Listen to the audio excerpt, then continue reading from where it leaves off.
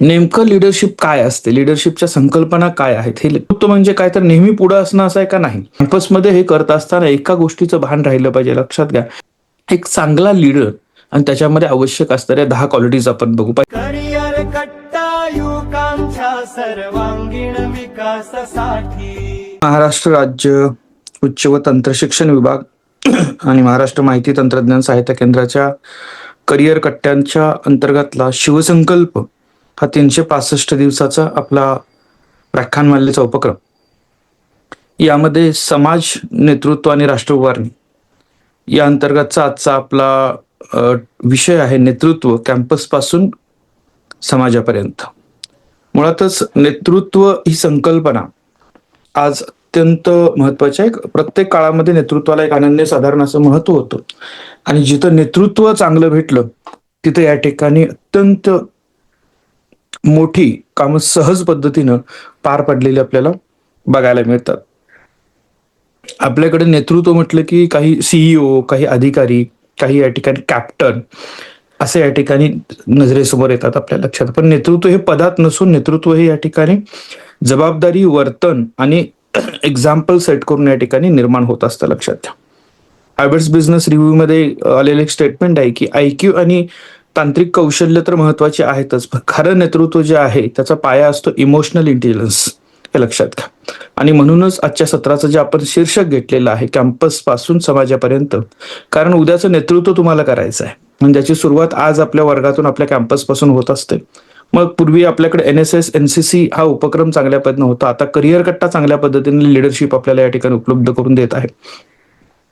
नेमकं लीडरशिप काय असते? लीडरशिपच्या संकल्पना काय आहेत हे महत्वाचं असतं, लक्षात घ्या. की इतरांना एका कॉमन एक टार्गेट किंवा एम ठेवून त्यासाठी प्रेरित करणं, मार्गदर्शन करणं आणि या प्रवासात स्वतः एक एक्झाम्पल सेट करणं म्हणजे नेतृत्व असतं, लक्षात घ्या. म्हणजे ते पद म्हणजे जबाबदारी आहे, हे लक्षात घ्या. आज्ञा म्हणजे ऑर्डर देणं नाही तर इतरांना मोटिवेट करणं असतं, लक्षात घ्या. फक्त गर्दी नसते त्याच्यावर, तर त्या गर्दीला दिशा देणं गरजेचं असतं आणि फक्त आवाज नसून तो एक प्रभाव असणं गरजेचं असतं. यात स्वतःचा नसून वैयक्तिक फायद्यापेक्षा समूहाचा फायदा बघणं हे अत्यंत गरजेचं असतं. हे सगळं एकत्रित करून सोप्या भाषेत सांगायचं, जर इतरांच्या वागण्यानं स्वतःच्या वागण्याने इतरांना चांगलं बनवतो तो खरा नेतृत्वाच्या. आपल्या चुकीच्या कन्सेप्ट काय असतात लक्षात घ्या, की आपल्याला वाटतं मी अजून लहान आहे, मी नेतृत्व करू शकणार नाही, किंवा या ठिकाणी आपल्याला असं वाटतं की आपण आक्रमक बोलता आलं पाहिजे, आक्रमक असलं पाहिजे. तर जगातले जे 30 वर्षापेक्षा कमी जे तरुण आहेत ते बऱ्यापैकी लीडर्स आपल्याला बघायला मिळतात आणि उद्याचे नाही तर आजचे नेते आहेत, हे लक्षात घ्या. हा बदललेला ट्रेंड आपण बघितला पाहिजे. आणि आधुनिक नेतृत्व जे आहे, आधुनिक नेतृत्व कोलॅबरेशन, इम्पथी, ट्रस्ट आणि शेअर्ड अकाउंटेबिलिटी यावर उभारलेलं आहे, लक्षात घ्या.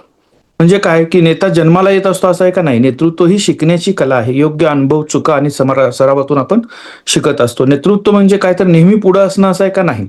नेतृत्व म्हणजे कधी पुढे असणं, कधी मागं राहून पाठिंबा देणं, कधी सोबत चालणं, याला नेतृत्व म्हणतो आपण, हे लक्षात. त्याच्यामध्ये नेतृत्वाचे जे काही आता जगभरामध्ये प्रसिद्ध असणारे 3 प्रकार बघितले तर एक बघतो आपण ऑटोक्रॅटिक, हुकुमशाही. नेता एकटा निर्णय घेतो, इतरांची मतं विचारात घेत नाही. याचा उपयोग कुठं होतो तर आपत्कालीन स्थिती असेल, वेळ कमी असतो, शिस्त आवश्यक असते, त्यावेळेला उपयोगाला येतो. तोटा काय होतो, याच्यामध्ये सृजनशीलता किंवा इतरांच्या सहभागाची कमतरता आपल्याला जाणवते. डेमोक्रॅटिक, जिथं नेता सर्वांची मतं विचारात घेतो, चर्चा करतो, निर्णय घेतो, याचा उपयोग समाज, शिक्षण, टीमवर्क, कॉलेज, कमिटी यामध्ये होत असतो आणि यातून प्रेरणा, सृजनशीलता आणि बांधिलकी वाढायला आपल्याला मदत होते एकमेकांच्यावर, कारण निर्णयामध्ये सहभागी आपण असल्यामुळं आपण त्याची जबाबदारी स्वीकारून पुढे जायला तयार होतो. दुसरं या ठिकाणी एक डेलिगेटिव्ह म्हणतो आपण त्याला, म्हणजे काय मुक्त निर्णय काय घ्यायचा आहे तुमच्यावर सोडलं जातं आणि तुम्ही टीमवर या ठिकाणी स्वातंत्र्य दिलेलं असतं. त्यातनं अनुभव आणि शिस्तबद्ध टीम तयार होते. पण जर टीमला तो अनुभव नसेल, टीम तेवढी जर तयार नसेल तर गोंधळाची परिस्थिती होण्याची शक्यता असते. जसं इराणमध्ये आपण बघितलं की इराणचे सर्वोच्च नेते ज्यावेळेला मारले गेले त्यावेळेला त्या डेलिगेटिव्ह पॉवर्सनी त्यांचे इतर जे काही सगळे कॅम्प होते ते ऍक्टिव्हेट झाले आणि त्या या ठिकाणी ब्रिगेडियर लेवलच्या ऑफिसर्सनी स्वतःचा निर्णय स्वतः घेऊन वेगवेगळ्या पद्धतीचे हल्ले करायला सुरुवात केली. हे तिन्ही पद्धतीचे या ठिकाणी लिडरशिप जे म्हणजे साऊथ कोरिया आपण या ठिकाणी बघतोय, किंवा या ठिकाणी आपल्या देशाचं लोकशाहीचं उदाहरण बघतोय आपण, किंवा अशा पद्धतीचं इराणचं एक एक्झाम्पल बघितलं. आता एकच शैलीतून नेतृत्व यशस्वी होत नाही, पहिल्यांदा लक्षात घ्या. खरा नेता लीडर कुणाला म्हणायचं की ज्याला सिच्युएशनल कळते की आता आपण थोडं हुकुमशाह बनणं गरजेचं आहे, आता आपण थोडंसं पॉवर डेलिगेट करणं गरजेचं आहे, आता आपण थोडंसं चर्चा करून सर्वमताने पुढे जाणं गरजेचं आहे. हे कॉम्बिनेशन्स ज्याला जमेल तर तो चांगल्या पद्धतीचा नेता बनू शकतो, हे लक्षात घ्या. आणि याचं खरं बेस कुठं असेल तर तुमचा इमोशनल इंटेलिजन्स कसा काम करतो हे फार महत्वाचं असतं, लक्षात घ्या. उच्च लेवलचा IQ असणं हे जितकं महत्वाचं आहे, त्याचबरोबर या ठिकाणी टेक्निकल नॉलेज असणं जितकं महत्वाचं आहे. पण टेक्निकल नॉलेज आणि तुम्ही हुशार आहात म्हणून तुम्ही सक्सेसफुल लीडर बनाल का, तर नाही. सामान्य बुद्धिमत्ता जरी असली तरी चालेल, पण तुमच्याकडे या ठिकाणी इमोशनल इंटेलिजन्स, ज्याला भावनिक बुद्धिमत्ता म्हणतात, ती या ठिकाणी थोडीशी चांगली असायला पाहिजे, लक्षात घ्या. यात महत्वाचं काय असतं इमोशनल इंटेलिजन्स मध्ये, तुम्ही आता शिकताय रेग्युलर, त्यामुळे तुम्हाला माहिती आहे, लक्षात घ्या. एक असतो सेल्फ अवेअरनेस, स्वतःच्या भावनांची ओळख करून घेणं. त्यानंतर या ठिकाणी सेल्फ रेग्युलेशन, स्वतःच्या भावनांवर नियंत्रण ठेवणं, रागावर आवेगावर नियंत्रण ठेवणं. मोटिवेशन्स, आपल्याला या ठिकाणी सेल्फ मोटिवेट असणं गरजेचं असतं. एम्पथी, दुसऱ्याच्या भावना समजून घेणं. आणि सोशल स्किल, संवाद आणि नातेसंबंध जोडण्याची क्षमता निर्माण करणं आपल्याकडे, हे अत्यंत महत्वाचं असतं, लक्षात घ्या. विद्यार्थ्यांना म्हणजे आपल्या सगळ्यांना एक गोष्ट समजून घेणं गरजेचं आहे की रागात कधीही निर्णय घेणं किंवा रागात निर्णय घेणारी व्यक्ती लीडर बनू शकत नाही, कारण तो एक कूलिंग पिरियड द्यावा लागतो, लक्षात घ्या. कुठल्याही पद्धतीच्या अत्यंत आनंदाच्या असणाऱ्या परिस्थितीमध्ये किंवा अत्यंत दुःखाच्या परिस्थितीमध्ये प्रेशर असाल तुमच्यावर, तर त्यावेळेला कुठलाही निर्णय घेणं आपण टाळलं पाहिजे, कुठलीही कमिटमेंट देणं आपण टाळलं पाहिजे, लक्षात घ्या. कारण त्यावेळेला घेतलेल्या निर्णयाला बऱ्याच वेळेला एककल्ली तिथे असणाऱ्या आजूबाजूच्या परिस्थितीचा परिणाम त्याच्यावर झालेला असतो. त्यामुळे ते थोडंसं आपण या ठिकाणी विचारात घेणं गरजेचं आहे. अलीकडच्या काळातल्या नेतृत्वाचे फ्रेमवर्क आहे, ABC फ्रेमवर्क आहे, लक्षात घ्या. म्हणजे काय, पहिल्यांदा आपण या ठिकाणी म्हणतो की आर्किटेक्ट, ब्रिजर आणि कॅटलिस्ट. म्हणजे आधुनिक पद्धतीने आपण पुढे जातो, म्हणजे पहिल्यांदा टीम आणि कल्चर बिल्डअप करणारा आर्किटेक्ट, एक फ्रेमवर्क तयार करायचं. दुसरं काय की वेगवेगळ्या वेगवेगळ्या क्षेत्रातल्या लोकांना संकल्पना असतील, त्यांना एकत्र जोडणारं या ठिकाणी कन्सेप्ट असते, आणि त्यांना गती देणं म्हणजे इतरांच्या क्षमता या ठिकाणी चालना देणं, त्यांना आयडेंटिफाय करणं, त्यांना या ठिकाणी मोटिवेट करणं, ही लिडरशिपची अत्यंत चांगली क्वालिटी अलीकडच्या कालावधीमध्ये आपल्याला बघायला लागते. हा ABC पॅटर्न जो आहे तो आपण समजला पाहिजे. म्हणजे काय की लीडर हा एक फक्त बॉस नसतो, तो रचनाकार, संशोधक आणि या ठिकाणी गती देणारा असतो. म्हणजे शोधणं, त्याला ऑर्गनाईज करणं आणि त्याला दिशा देऊन स्पीड द्यायचं आहे, पण त्याला योग्य डायरेक्शन पण द्यायचं आहे, हे महत्वाचे असतं, लक्षात घ्या. आपण सगळे म्हणजे तुम्ही सगळेजण या ठिकाणी आज काळाची गरज आहे की तुम्ही लिडरशिप स्वीकारली पाहिजे. म्हणजे लिडरशिप करायला तुम्ही पुढे आलं पाहिजे, फार महत्वाचं आहे, लक्षात घ्या. कारण या ठिकाणी आज समाजामध्ये एका नवीन नेतृत्वाची गरज आपल्याला आहे. म्हणजे बिहारमधनं अगदी वयाच्या 20-25व्या वर्षी एखादी तरुणी विधानसभेमध्ये जाते, रील स्टार असणारी व्यक्ती, आता तिच्यावर बऱ्याच वेळा टीका झाल्या, काही झाल्या त्याच्यावर तिथनं, तर ते समजून घेण्याचा प्रयत्न करते, पुढे जाते, हे लक्षात त्याच्यामध्ये. तर या पद्धतीच्या नवीन लिडरशिपची गरज या ठिकाणी आज समाजाला आहे, हे लक्षात घ्या. वर्ल्ड इकॉनॉमिक फोरम या ठिकाणी म्हणते की आज च्या वेगवान आणि गुंतागुंतीचं जग एका नवीन प्रकारच्या नेतृत्वाची मागणी करत आहे. आणि मग याच्यामध्ये कोलॅबरेटिव्ह, इम्पॅथेटिक आणि ट्रस्ट बेस्ड आणि पार्टिसिपेटरी लिडरशिपची गरज आहे. पारंपरिक जी लिडरशिप होती, टॉप टू डाऊन, म्हणजे वरून आदेश यायचा आणि खाली काम करायचं, ही आता जास्त काळ चालणार नाही, हे लक्षात घ्या.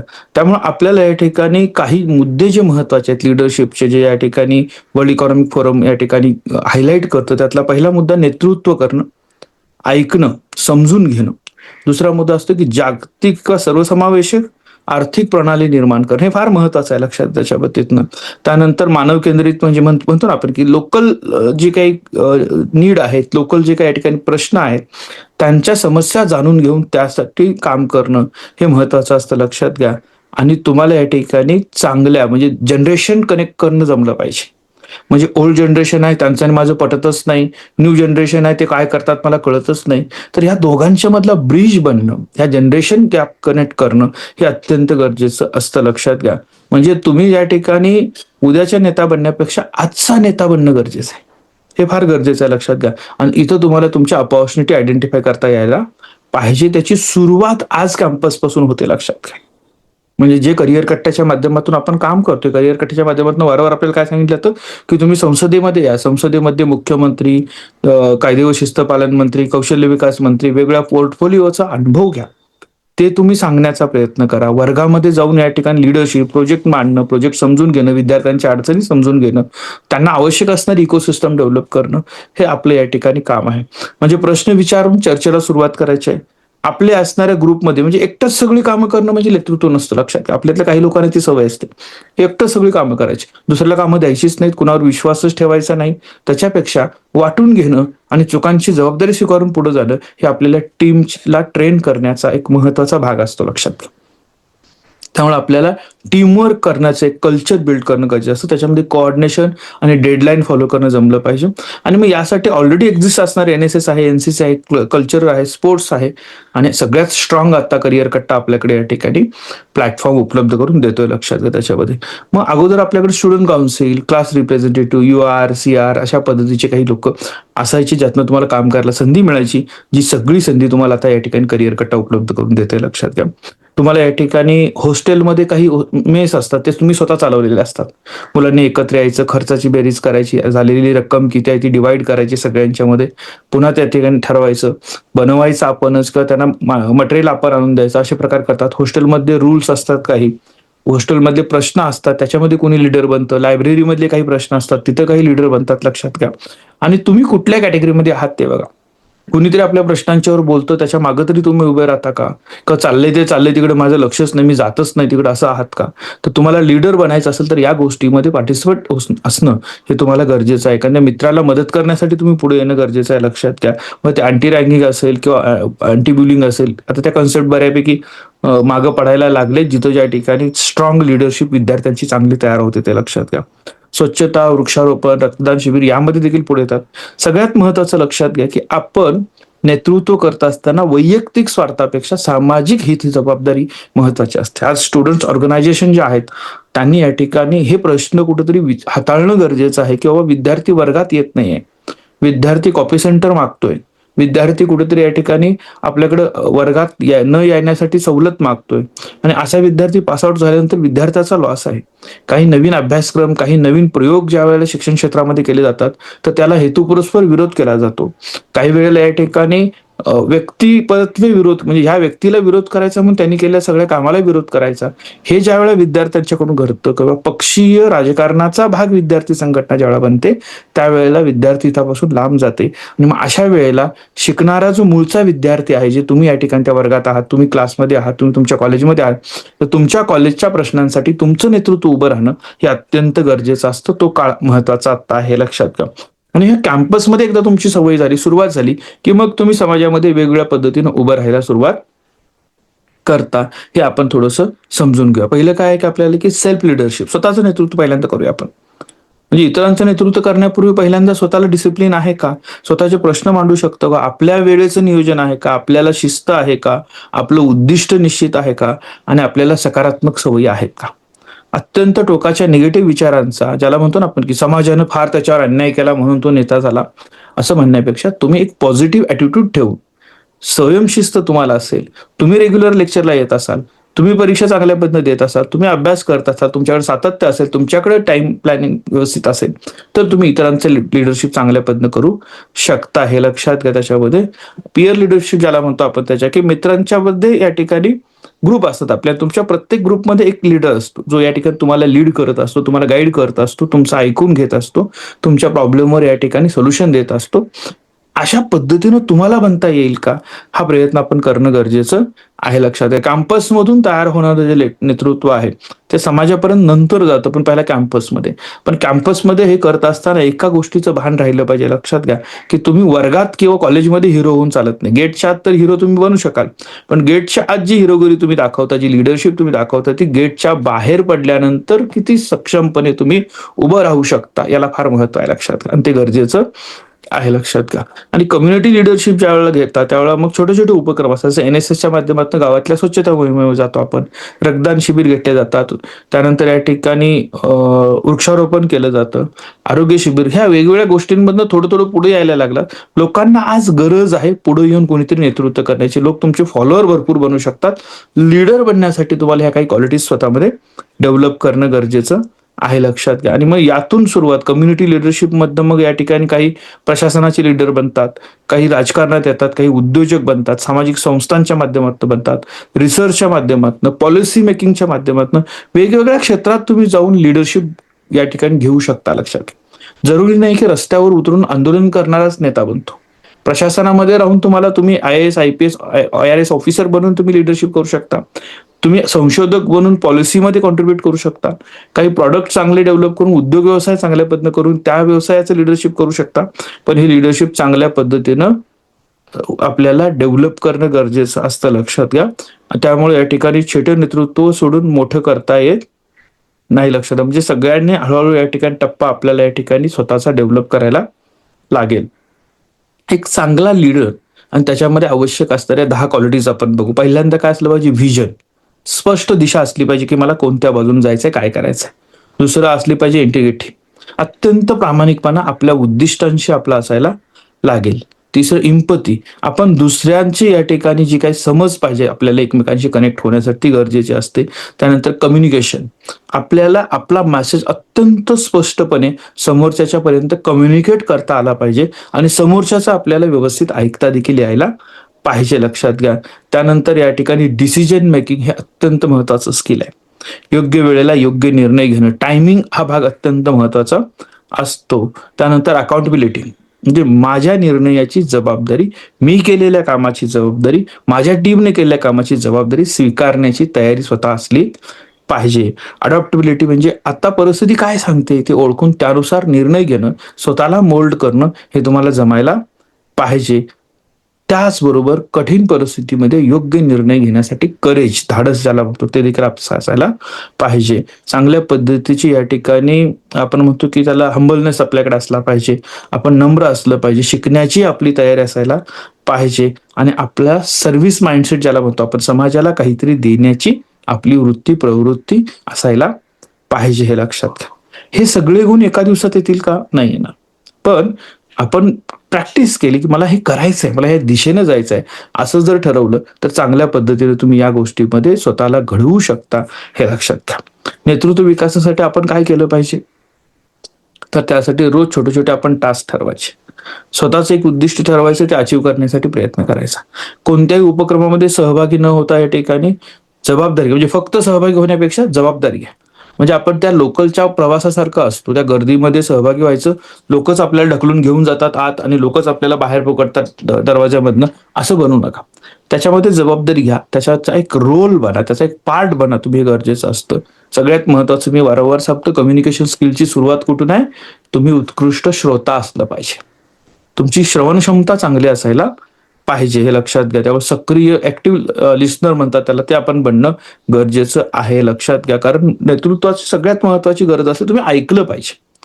जास्तीत जास्त लोकांचं तुम्ही ऐकाल तर तुम्ही चांगले निर्णय घेऊ शकणार आहात. लक्षात घ्या. चुका ज्या होतात त्याची जबाबदारी घ्यायला पाहिजे.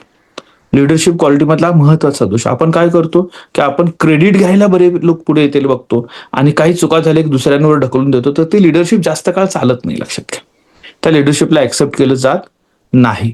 आपण या ठिकाणी वाचलं पाहिजे, आपण बघितलं पाहिजे, त्यातनं शिकलं पाहिजे. लक्षात.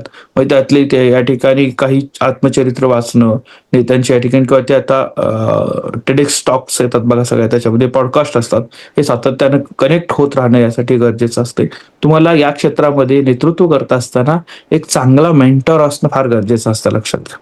की जो या ठिकाणी तुम्हाला मार्गदर्शन करेल, तो चांगल्या पद्धतीने तुम्हाला या ठिकाणी आरसा दाखवेल, तुम्ही कुठं बरोबर आहात, कुठं चूक आहात, आणि तुम्हाला या ठिकाणी मोटिवेट देखील करेल, याची गरज असते. सगळ्यात महत्वाचं, तुम्ही व्हॉलंटिअरिंग करणं गरजेचं असतं, वेळ देणं गरजेचं असतं, काम करणं गरजेचं असतं. त्यातनं या ठिकाणी नेतृत्व निर्माण होत असतं. लक्षात घ्या.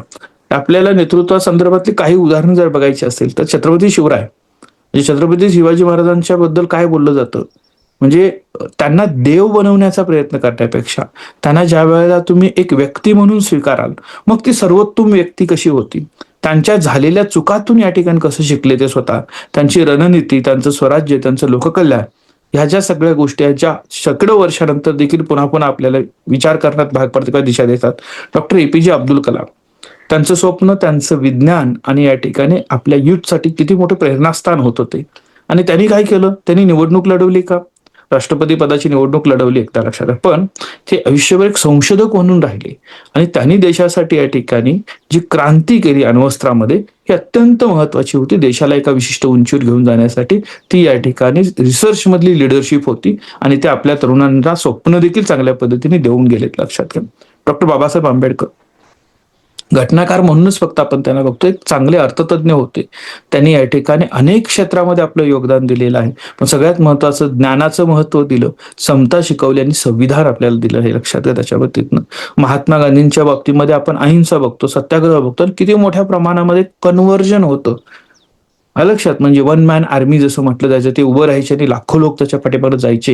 हे एका दिवसात झालं होतं का? अजिबात नाही. त्या उद्दिष्टाने लोकांना एकत्र करण्याची जी क्षमता आहे ती क्षमता त्यांच्याकडे होती, दिशा देण्याची क्षमता होती लक्षात घ्या. सावित्रीबाई फुलेंचं नाव आपण ज्या वेळेला घेतो त्यावेळेला शिक्षणातून क्रांती आणि स्त्री सक्षमीकरण झालं, हे नेतृत्व आहे. स्वामी विवेकानंदांसारखं नाव आपल्या समोर येतं ज्यावेळेला आत्मविश्वास आणि चारित्र्याच्या माध्यमातून राष्ट्र निर्मितीचं स्वप्न त्यांनी आपल्याला दिलं, काम त्यावर केलं लक्षात घ्या. असे काही लीडर्स आहेत ज्यांना आपण या ठिकाणी स्टडी करू शकतो, हे समजून घ्या. म्हणजे आज छत्रपती शिवरायांना बघत असताना किंवा या ठिकाणी श्रीकृष्णाचं नाव घेत असताना, म्हणजे इमेज पुढे प्रतिमा म्हणून पुढे घेत असताना, तर त्यांना या ठिकाणी ज्या वेळेला एखाद्या लिडरशिप कॉर्पोरेट लिडरशिपमध्ये तुम्ही बघाल त्यावेळेला तुम्हाला चांगल्या पद्धतीने या ठिकाणी त्यांच्याकडून शिकता येईल. आपण काय करतो की या लोकांना देव बनवण्याची घाई आपण करतो आणि देव बनवलं म्हणजे आरती करणं, पूजा करणं, रॅली काढणं, मिरवणुका काढणं आणि याच्या माध्यमातून आपण आपली सगळी जबाबदारी टाळून रिकाम होतो. कारण ते महापुरुष होते, ते दैवी अवतार होते, त्यामुळे ते करू शकले, आपण त्यांच्यासह काहीच करू शकत नाही. असं होणं हा फार मोठा धोका असतो लक्षात घ्या. म्हणजे महापुरुषांचा त्याच्या अनुयायांनी केलेला पराभव म्हणजे नेमकं काय असतं, त्या नेतृत्वाकडून आपण शिकतच नाही. म्हणजे त्यांनी जे कर्तृत्व काही वर्षांपूर्वी गाजवलेलं आहे त्याचा अभिमान असणं हे अत्यंत चांगलं आहे. पण तो अभिमान उघडत बसणं याने तुमचं कर्तृत्व सिद्ध होत नाही लक्षात. आणि त्यांच्या व्हिजनला देखील आपण या ठिकाणी कुठेतरी त्यांचा स्वतः पराभव करतो. म्हणजे हे महापुरुष जे डोक्यात घ्यायचे होते त्याच्याऐवजी आपण डोक्यावर घेऊन नाचायला लागलो आणि त्यामुळे या ठिकाणी कुठेतरी त्यांच्या विचारांपासून आपण दूर जातोय. लिडरशिप आपल्यामध्ये ती येत नाही आहे लक्षात घ्या. त्याच्यावर आपण विचार करणं गरजेचं आहे, हे अत्यंत महत्वाचं आहे लक्षात घ्या. तुमची लिडरशिप आता कॅम्पसमध्ये असताना अशा पद्धतीनं डेव्हलप झाली पाहिजे की नंतर समाजामध्ये तुम्ही ऍज अ लीडर म्हणूनच पुढे आलं पाहिजे तुमच्या क्षेत्रामध्ये. म्हणजे तुम्ही टीचर बनाल, तुम्ही उद्योजक बनाल, तुम्ही प्रशासकीय अधिकारी बनाल, तुम्ही लोकप्रतिनिधी बनाल, तुम्ही ज्या क्षेत्रामध्ये जाल त्या क्षेत्रामध्ये तुम्हाला तुमची लिडरशिप ही प्रूव्ह करता आली पाहिजे, सिद्ध करता आली पाहिजे. आणि ती सिद्ध करण्यापेक्षा ते नेतृत्व आपोआप तुमच्याकडे चालत येतं ज्या वेळेला तुमच्याकडे मी जशा वर 10 क्वालिटीज सांगितल्या ह्या क्वालिटीज तुमच्याकडे चांगल्या पद्धतीने येत असतात. नेतृत्व हे पदांमध्ये मिळत नाही लक्षात घ्या. सिलेक्शन सिस्टम असेल किंवा इलेक्शन सिस्टम मधून एकदा तुम्ही तिथे पोहोचू शकता. बऱ्याच वेळा लोक का निवडले जातात की ही व्यक्ती एवढे दिवस काम करते आणि तिने अजिबात काही काम केलेलं नाही, त्यामुळे दुसऱ्याला संधी देऊन बघू म्हणून तुम्हाला एकदा संधी मिळते. पण एकदा संधी मिळाल्यानंतर आपण टिकणं किती गरजेचं असतं. म्हणजे जगात विश्वविक्रम करणाऱ्यांमधलं करुणानिधी नंतरचं एक नाव आपल्याकडे महाराष्ट्रात झालं, सांगोलामध्ये त्यांनी नेतृत्व केले, ते गणपतराव देशमुख साहेब.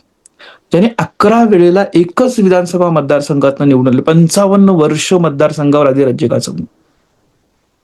आणि असं 55 वर्ष निवडून येणारी व्यक्ती ही बसनं मुंबईपर्यंत यायची. कंडक्टरला दरवेळेला त्यांना ओळख पटवून द्यायला लागायची किंवा ओळखपत्र, मी आमदार आहे आणि मला बसचा प्रवास फ्री आहे. लक्षात ही व्यक्ती, मग त्या व्यक्तीबद्दल बरंच बोललं जातं लक्षात घ्या. अलीकडच्या काळात त्यांच्याविषयी रील येतात बघा. ते खर्चाला पैसे किती पाठवायचे, तर घरी मंत्री असताना घरी ते 500 रुपये पाठवायचे. ते पेपरमध्ये छापून आलं होतं. आणि तो पत्रकार ज्या वेळेला घरी जेवायला गेला, मधुकर भावेंचं उदाहरण आहे ते, तर ते ज्या वेळेला जेवायला गेले लक्षात घ्या, त्यावेळेला या ठिकाणी गणपतरावांनी ओळख करून दिली की माझ्याविषयी पेपरमध्ये लिहितात ते हे मधुकर भावे. तेव्हा त्यांच्या पत्नीने म्हटले की तुम्ही पेपरमध्ये खोटं कशा छापता. म्हटलं काय खोटं छापतं, तर तुम्ही लिहिले त्या पेपरमध्ये लिहिले की ते 500 रुपये पाठवतात, ते 500 रुपये नाही पाठवते, 400 रुपये पाठवतात. तुम्ही ही समजून घ्या लक्षात घ्या. म्हणजे ही पिढी होती म्हणून त्यांनी अधिराज्य गाजवलं. हा काळ संपला का, काळ बदलला का, अजिबात नाही. तुम्ही जर करता अगोदर या ठिकाणी, आता लिडरशिप म्हणजे हुकुमशाही चालणार, आता कोऑर्डिनेशन चालणार आहे. हे पॉलिटिकल लीडर जसे बघितले तसे एपीजे अब्दुल कलामांसारखं रिसर्च मधलं एक एक्झाम्पल आहे. त्यांनी त्यांची टीम लीड केलेली आहे हे लक्षात घ्या. आर्मीमध्ये त्याच पद्धतीची गरज आहे, व्यवसायामध्येही लीडर त्याच पद्धतीचे गरजेचे आहेत हे लक्षात घ्या. म्हणजे तुम्ही ज्या क्षेत्रात जाणार, नोकरी जरी तुम्ही करत असाल तर तुमच्या हाताखाली टीम असणार आहे. हे लक्षात घ्या. कारण माझा विश्वास आहे करिअर कट्ट्याचे हे आपण सगळे शिलेदार आहात. हे शिलेदार हे या ठिकाणी फ्लोअरवर काम करण्यासाठी नाही झालेलं, त्यांना मॅनेज करण्यासाठी तुम्ही निर्माण होता, लक्षात घ्या. तर लिडरशिप ही तुमची अशा पद्धतीने डेव्हलप करण्याचा प्रयत्न करूया. सामूहिक लिडरशिप विकसित होत असताना त्याचा समाजाला फायदा झाला पाहिजे आणि समाजाचे प्रश्न सोडवता सोडवता तुम्ही मोठं झालं पाहिजे. हा विषय आजच्या या व्याख्यानामधनं देणं हा महत्वाचा भाग होता. माझी आपल्या सगळ्यांना विनंती आहे की आपण पहिलं काम करा की स्वतः आवडणारे लीडर्स जे आहेत ते लीडर्स या ठिकाणी आयडेंटिफाय करा, त्यांना वाचा, त्यांना समजून घ्या आणि स्वतःची एक वेगळी स्टाईल निर्माण करण्याचा प्रयत्न करा. आजच्या या व्याख्यानामध्ये सहभागी सगळ्यांचं मनपूर्वक या ठिकाणी आभार. आजच्या दिवसासाठी तुम्हाला खूप खूप शुभेच्छा. धन्यवाद.